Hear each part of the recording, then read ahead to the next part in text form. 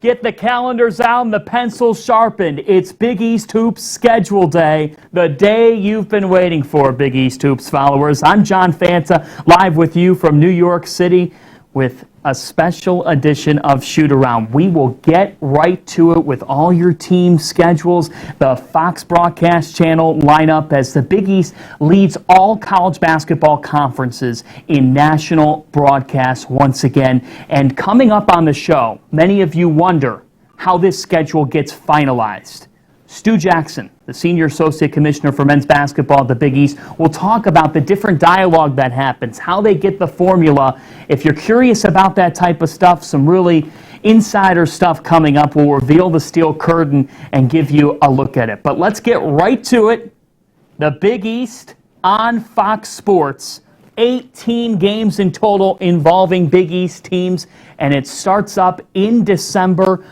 Syracuse and Georgetown comes to mind on December 14th as Patrick Ewing and Jim Boeheim will square off. And in the following week, you've got a doubleheader between Kansas and Villanova, followed by Texas and Providence. That is a big-time showcase between those teams. Deeper into the schedule, what else comes to mind? Seton Hall paying a visit to Villanova Saturday, February the 8th. That should be really interesting. How about Marquette traveling to the Dunk?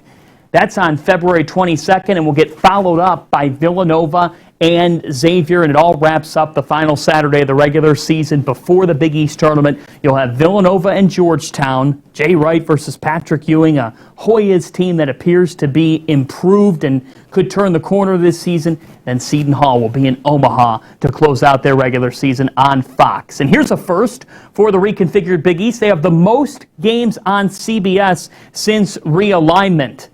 Super Bowl Sunday. Circle the calendar now. February 2nd. Before football comes Big East basketball. Georgetown, St. John's, the world's most famous arena, does not get much more dramatic, much more vintage than that. You'll have a feeling of nostalgia, and you'll get to see another chapter of that rivalry on the home of March Madness, CBS Sports, as you take a look at the entire schedule there on CBS with 4 games. You're all wondering what order we are going in with the schedule. Well, we go in the order of the way the teams finished last year. So we will begin with the Villanova Wildcats, winners of 2 of the last 4 national championships and the last 3 Big East tournament titles. They will start their title defense on Monday, December 30th, taking on Xavier as part of an FS1 doubleheader on opening night. Then it's a tough road swing for the Wildcats. At Marquette, they'll take on Marcus Howard inside Fiserv Forum before visiting Omaha, battling Creighton in what should be a great one. Deeper into the schedule, what comes to mind is the way Villanova finishes. At Xavier, February 22nd. And then those last 3 games, you've got Providence, Seton Hall, Georgetown. So a tough road swing to start and a challenging road swing to finish for Jay Wright's Wildcats. What are the expectations? They have one of the top recruiting classes in the country coming in to bolster what's already in place. You've got Demir Cosby-Roundtree inside. You have Sadiq Bey, who showed some real flashes as a freshman, but the leaders of this team are the 2 players who represent the Big East in the Pan Am Games. And that's Colin Gillespie, who can dial it up from distance, as well as Jermaine Samuels. These 2 players are big time, and they have what it takes to get Villanova back to being Big East champions for a 4th straight year. The Wildcats will be right near the top of the conference preseason poll, if not at the top. There's a debate there, but they are loaded once again. On to Milwaukee. The Marquette Golden Eagles. Here's what Marcus Howard and the Golden Eagles have ahead of them in 2019-20. How about a date with Creighton to tip off 2020? The threes will be flying in Omaha. Just buckle up for that matchup. And then taking on Villanova. That will be on Fox or FS1 on Saturday, January 4th. That matchup is going to have Fiserv Forum just rocking. The Golden Eagles will visit Xavier deeper into January. And then I think after those first 6 games, you look at the first 6, things ease up a little bit for them, but they've got to try to get through those first 6 games, which include dates at Seton Hall and at Georgetown. The good news for the Golden Eagles, they end their regular season inside the world's most famous arena. So when they start the Big East tournament at Madison Square Garden, they're going to be a little bit more comfortable than normal, having just played a game at MSG. They'll wrap it up at St. John's on the final Saturday of the regular season. And for this Marquette team, it's Marcus Howard. I mean, what more can you say? He's an All-American, and Marcus Howard, if all goes as planned, Marcus Howard is going to break the Big East all-time scoring record. He's going to do it with flying colors if he stays healthy. I knocked on the wood, because if he does, this kid is going to put up more history than he already has, and that's hard to believe. For Marquette, the key is who's going to help him out? How are they going to be able to score the ball efficiently? Look out for Brendan Bailey, the sophomore. He is someone to be on the lookout for. I've got the Seton Hall schedule in my hands. They finished 3rd last year. There was a tie, but they got the 3 seed in the Big East tournament. So here's what Miles Powell and the Pirates have ahead of them. There's expectations for Seton Hall to get to the Sweet 16 for the first time in nearly 2 decades. That's what the talk is around South Orange down at Bunny's Sports Bar. Well, now Seton Hall, let's take a look at their schedule. They'll open up at DePaul before hosting Georgetown a Friday night at The Rock for their Big East home opener. What I look at for the Pirates is February. At Georgetown, followed by at Villanova. The Pirates are featured on the Fox broadcast channel 6 times. Villanova at 7 appearances. And as we look at Seton Hall deeper into their slate, they close it out. Miles Powell senior night will come against the Villanova Wildcats inside the Prudential Center. That has to excite Pirate followers after that Seton Hall Villanova Classic last year in which Powell hit a 3 from Trenton. And the Pirates will wrap it up at Creighton, that one on Fox. And for this Seton Hall team, the program has been around for more than 100 years. They've never gone to 5 straight NCAA tournaments. And the chances are very strong for them to do that this upcoming season because they have an All-American candidate in Powell. They have a core that returns, and they've got length inside. Romaro Gill will be complemented by Ike Obiagu, the Florida State transfer, and you see Quincy McKnight, you see Powell who can just flat out fly up the court, and he's explosive as they come. 3 down, 7 to go. We keep it rolling now with the Georgetown Hoyas. The Hoyas enter year 3 of Patrick Ewing. The thought nationally is that they can turn the corner this season. Why? Because James Akinjo and Mac McClung really set a standard along with Josh LeBlanc. They'll open up at the Dunk. What a showdown at Providence on FS1 on New Year's Eve. Before the ball drops, you'll get Friars and Hoyas. And then they're at Seton Hall. So Georgetown has a challenging start because 3 of their first 4 are on the road. Once they get past that, then there's an opportunity for them to really get something rolling. But if they could come on those first 4 and find a way to 2-2, that would be something because at Providence, at Seton Hall, at Villanova, 3 of the first 4, that's a tough swing to start. Final Saturday of the regular season, Georgetown followers, you've been used to Georgetown taking the trip to Villanova. This time on the final Saturday, Villanova will take a trip to D.C. For this Hoyas team, this can be the year. Talking to Patrick Ewing, he believes he now has the core for them to take the next step. You've got Akinjo, who was the Big East Freshman of the Year. He's a scrappy point guard who's gutsy and plays like the way Patrick Ewing played in terms of attitude. And that's what Ewing felt like he needed to do. He's been able to get it done on the recruiting trail. He's been in the news all summer with what they've done there. But now, can they make it happen on the court? And the biggest question for Georgetown, can they defend? That's what I'm asking. And if they can, then it's going to be very interesting in D.C. this year. On to Omaha. Creighton. We just keep it rolling. Stu Jackson, Big East Senior Associate Commissioner of Men's Basketball. He's coming up on the show to talk about how the sausage gets made around here. For the Blue Jays, they will take on Marquette to open up 2020. And like I said, the threes are going to be flying. And for Creighton, here's the key stretch for them along the way. What I see is that February stretch. at Villanova, at Providence, and then you've got at Seton Hall after the date with St. John's. That's another really crucial stretch. I think there's an opportunity for Creighton to get off to a solid start, to make a statement against Villanova. You've got to really cherish those opportunities when you get those heavyweights at home. And then down the stretch in their schedule, they're home. And they're potentially home against two NCAA tournament caliber teams. You've got Georgetown and Seton Hall coming in. So if Creighton needs the resume boost late in the season, if you're asking for signature wins, you might find one down the stretch. For this Blue Jay team, they're just incredible from long distance. They broke a program single-season record last year in three-pointers. And Mitch Ballack and Tyshawn Alexander each hit at least 95 triples. I mean, that's really something, the way that Creighton can shoot the three ball. They've got that duo, and I think for Creighton, Marcus Zegarowski, the sophomore point guard, is so important for the Jays. With him on the floor last year, the Jays went 20-12. When they didn't have Zegarowski, they went 0-3. They need their sophomore point guard to stay healthy, to be in a rhythm, because good things can happen for Creighton, who went to the NIT last year. On to Xavier, where the Musketeers, a rare miss in the NCAA tournament last year. Travis Steele's team is reloaded, welcomes in a top-flight freshman class, and they're going to start it with a tough test at Villanova, Monday, December the 30th. Mark your calendars now, Musketeer fans, and then they'll start the month of February in a similar way. They start conference play at Seton Hall on Fox.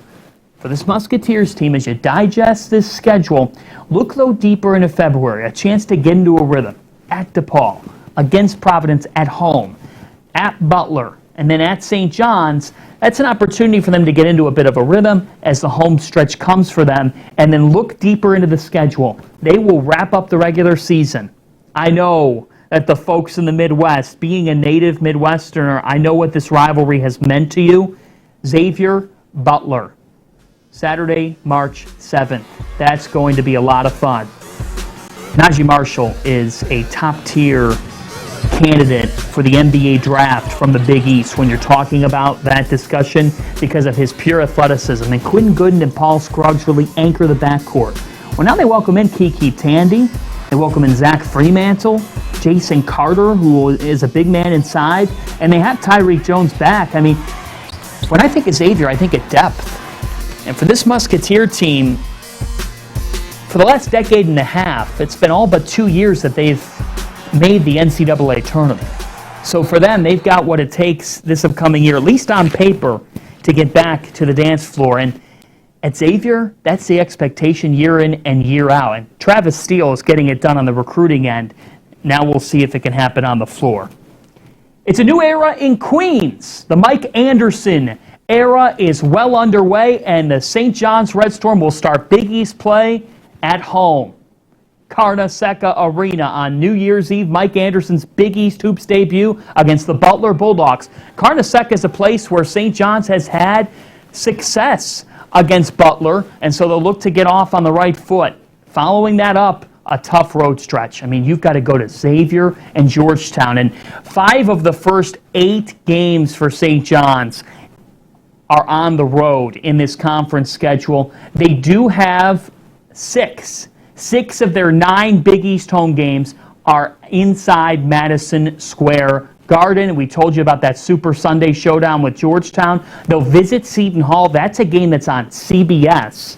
And buckle up for this Johnny's team, which has a tough schedule from the outset. But here's what you need to know about St. John's. Mustafa Heron, LJ Figueroa. You have the bricks in place of 2 All-Big East caliber players. Now, can they really carry the load? And with a bit of an issue at point guard, what will Mike Anderson do? Greg Williams appears to have made a leap from freshman to sophomore year. We'll see if that translates. And Josh Roberts inside, talking to Mustafa Heron earlier this summer, he said Roberts has taken a bit of a leap too. 40 minutes of hell, that's Mike Anderson's way. We'll see how that translates in Queens. But one thing's for sure about St. John's. They're going to play an exciting style of basketball with the way that they pressure you. And the non-conference schedule is upgraded from last year. A date with West Virginia on FS1 inside the Garden will be a true test early on and a gauge of just where the Johnnies are going, because Mike Anderson and Bob Huggins, they like the same beer at the bar, just like they like their full-court press. Providence, the Friars. We told you a little bit about them earlier. They'll take on Georgetown New Year's Eve. That one is on FS1. And then for the Friars, this team that missed the NCAA tournament last year, now they'll try to make it 6 big dance berths in 7 years. They go to Xavier early on in February, a Saturday after visiting Butler. So February brings some tough stretches for the Friars at Georgetown as well in the month of February, as well as Villanova. So a couple of crucial road dates. But for the Friars, I think the start of the schedule offers them a chance to get out to a 2-0 start. Now, that game against Georgetown is going to be a deep challenge, but they get them inside the dunk, and then you go to DePaul. You could get off to a 2-0 start, and then Butler comes in at the Dunkin' Donuts Center. The Friars have an advantageous opportunity with some early home dates to get out to a nice start, 3 of their first 5 at home. And for this Providence team, when you talk to Ed Cooley, point guard play was the issue last year, and David Duke got tasked with a lot because A.J. Reeves was hurt. But now they have Reeves healthy. Lawan Pipkins, the UMass transfer, comes in and will fill that point guard hole. So you've got Pipkins, Duke, and Reeves in the backcourt. And then down low, Cooley thinks that Nate Watson could be a prime candidate for Big East Most Improved Player. That's his thinking. Now, Watson averaged just over 5 boards per game last year. They'd like to get him closer to that double-double territory.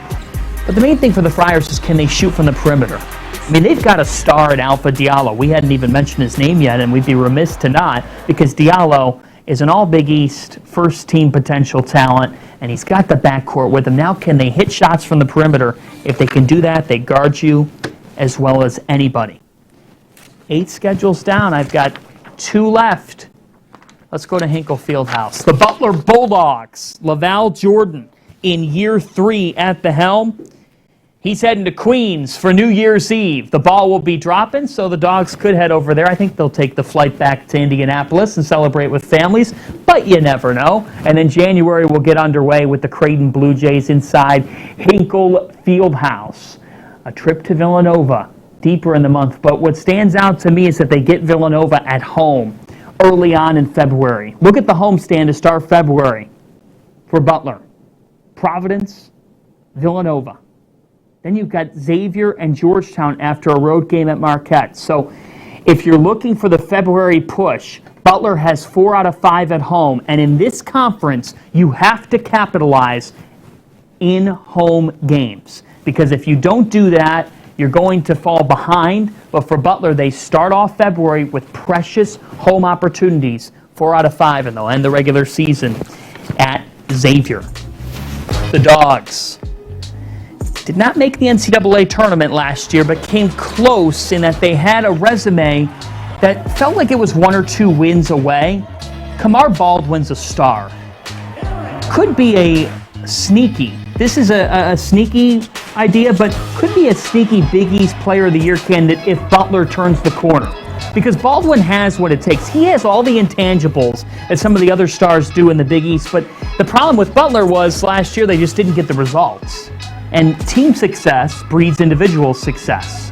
So if Butler can find ways to win and stay near the top of the conference, then you have to look at Baldwin and what he can do. But Butler's got to be more physical inside. They had a negative rebounding margin a year ago. So the key for them is, can they rebound the ball a little bit better? And if they can do that, then perhaps they can get something rolling. But the concern with Butler also is Baldwin needs to get complemented by a Robin. He needs a sidekick with him. Finally, the DePaul Blue Demons were heading out to Chicago. And the Blue Demons will open up conference play with a 2-game homestand. A chance to make an early statement for Dave Lato's team, which is an interesting group in that they have the Big East reigning Most Improved Player of the Year in Paul Reed, and they lose Max Strus and Eli Kane, which are big losses, but they also have a good freshman class coming in. As you go along the schedule for the Blue Demons, They've got a 2-game homestand deep into February against Villanova, then against Georgetown. They will end with 3 out of 4 on the road. So for DePaul, get it done early. Find wins early, because 3 out of your final 4 are on the road, and it's going to be against teams that are trying to make a push towards March. It's tough to win on the road in this league, although last year we saw some more balance in that category. Ree is legit.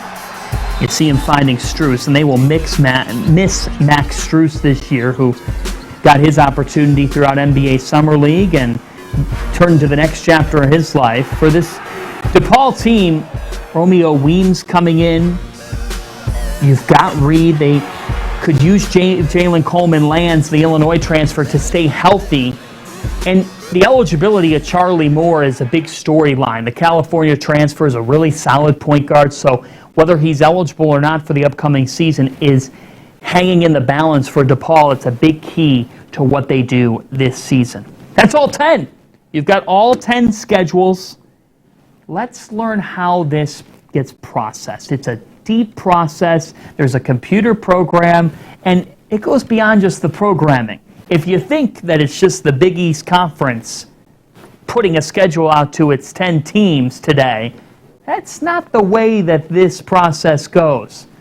We'll unveil the steel curtain a little bit with a one-on-one here with Big East Senior Associate Commissioner of Men's Basketball, Stu Jackson. Stu Jackson is out of the scheduling war room and into the Big East Shootaround studio, and it's great to be joined by the Big East Senior Associate Commissioner of Men's Basketball now. Stu, the schedule is done. I know that's always a day of celebration for you and your team. Yeah, it is. It's a time to exhale and look forward to some exciting games that we have this coming year. Let's dive into this process. You've talked before about the different formulas that are used for this schedule to be made through a computer program. It goes beyond that, though. What kind of dialogue happens between the Big East and the 10 members? Well, there's a lot that goes into the way that the sausage is made. And, you know, the computer itself, the computer program, can only pick up so much. We start with inputting a lot of our building availability dates and also trying to honor a lot of our schools' special request dates or games that they would like to have, whether it be a special night like Creighton's Pink Night or Pink Game, or if you need an opponent on a certain day. But after that point, there's a lot of discussion that goes on between ourselves and the teams, just trying to nail down not only the dates of games, but the timing of games in an effort to help hopefully satisfy them, make it competitively equitable amongst all of our teams. And the end result is we try to come up with a schedule that's fair to all of our schools. Let's talk TV partners. Over 100 games on FS1. Then you have 22 network TV broadcasts. That's the most of any conference in college basketball. Those 22, how do they get figured out? Well, you know, Fox is a great partner of ours, as you know, and that's also some discussion that goes on, a lot of discussion between ourselves, myself, Mike Coyne, with Fox, and trying to honor what Fox would like to see on particular days on particular networks, whether it be FS1 or, in the cases you mentioned, Big Fox. And those are the games that give our schools and everybody involved a great deal of exposure, and being able to place those games at the right point during the schedule on the right day is really key to Fox, and we try as best we can to structure a schedule around their requests, aside from all the building dates and the times and so forth. So it gets a little complicated at times, but we feel really happy about this year's schedule. In scheduling those games where you're spotlighting certain teams on broadcast television, how much did you see just how deep the Big East is expected to be this upcoming season with trying to figure out where those games would appear? Yeah, no, it's not only how deep they are, John, but going into this season, some of our better teams have changed from last year. So, you're looking at different teams being on like Big Fox Network or, CBS in some cases, and you've got to try to calibrate how good certain teams are going to be throughout the year competitively. And that's always, fraught with peril because things happen throughout the year. Teams that you think are going to be very good this season, they may have a key injury or something along those lines. But we think we have a schedule that I think are going to showcase the Big East and their best teams in a way that we haven't before. It's going to be good. Let's showcase a league a little bit more here. 4 NCAA tournament teams a year ago in a retooling year for the Big East in terms of youth coming in. Well, now that youth is back, what's your forecast? Well, no, you bring up a very good point, and one of the data points I always try to use is last year during the season when we got 4 teams in, each of our teams at that point last season returned about 2.4 starters per team. That number is about 3.5 this year, which tells you that we're an older league. We're a more experienced conference, and our schools are going to be better competitively for it, and we hope that that translates into getting more teams into the tournament. You've got a couple of marquee non-conference showdowns on the Fox broadcast channel as well throughout December. Butler hosting Florida at Hinkle Fieldhouse. Then a week later, Syracuse and Georgetown reuniting. In the following week, a doubleheader, Villanova and Kansas, Providence and Texas, and that's part of a new alignment with the Big 12. Yes, it is. And it's something we're really excited about. The Big 12, as you know, has 10 teams. We have 10 teams, so each of our teams in both conferences participate in that scheduling alliance. And there are going to be some marquee games. And what it does is it forces each of the conferences to play some high-quality games that are very important and go into NCAA selection possibilities. But you mentioned 4 right off the bat. I'm excited to see it. Florida's going to be a great team. Butler didn't fare well against them last season. They now have them in Hinkle. I expect a little bit different result there. So that's just one of a lot of marquee games that we have during the non-conference. You have a tip-off games coverage across FS1, Big Ten Network, second week of the season. Seton Hall, Michigan State, Villanova, Ohio State. Those are a couple of the highlight matchups. I think back to those non-conference games. You meet in Florida with the coaches every spring.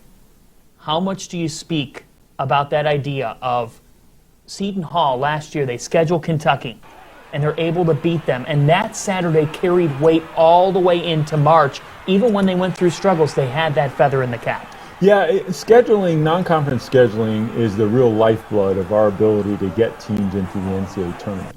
And John, we can more or less predict in January when we begin the conference season, we can gauge how many teams potentially that we're going to have in the NCAA tournament based upon their performance during the non-conference.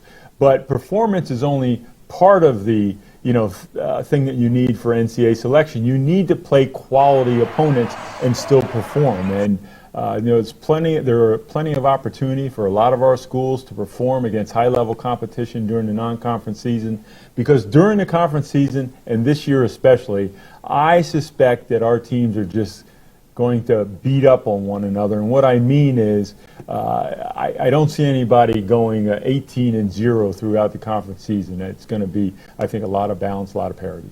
Get the popcorn out. There you go. That's Stu Jackson, Senior Associate Commissioner of Men's Basketball here at the Big East Conference. Stu, thanks for the time. Yeah, thanks for having me, John. Well, thanks again to Stu Jackson. Big East schedule now out. Let's take another look at the Fox broadcast channel slate for 2019-20.